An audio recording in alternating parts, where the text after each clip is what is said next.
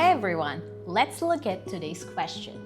The question is, describe an important river or lake in your country. You should say where it is located, how big or long it is, what it looks like, and explain why it is important. I hope you read the question. Now let's look at how to answer it.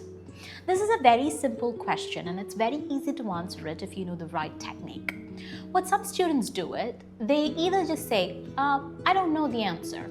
Or some other students would go to Google, they Google some facts about a river and they would make up an answer with that.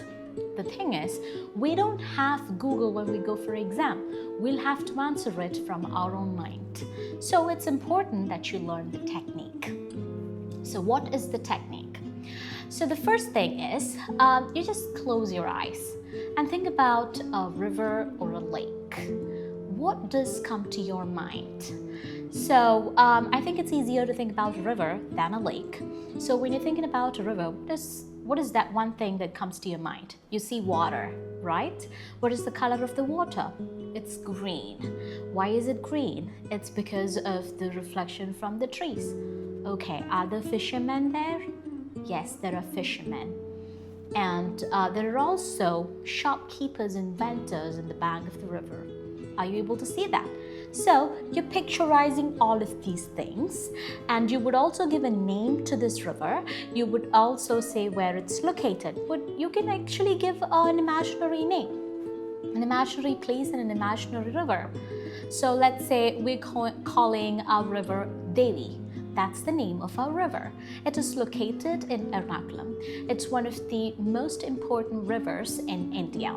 Okay, this is how you're starting. And then you're telling the features of the river, like what we just said and what we just saw. And once you're done saying this, it's time for you to cook up the story. It's time for you to say why this river is important. And you can think of things like, this is a very important river because it is believed that Devi or goddess Durga comes and takes bath in it every single day at 4 a.m. The water is considered sacred because of that. And many people come and take bath in this river, and some people even collect this water and take it home so that they can use it when they're not feeling well or when they're starting something important or new. Okay, so you're building a story like that. And if you want, you can also add your experience. That there was this one time I tried taking a bath in this river. It was 4 a.m. in the morning, and it was an amazing experience. I felt relieved and calm, and I felt healed. Okay, so this is how you can build your answer. What you actually did here is building a storyline, and building a storyline is very important.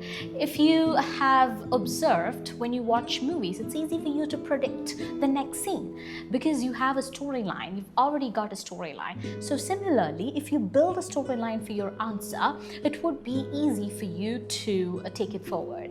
Like you would get one point after the other. It would just go just like a chain. I hope you will try answering this question with the technique I just gave you. Hope that helps. Happy learning.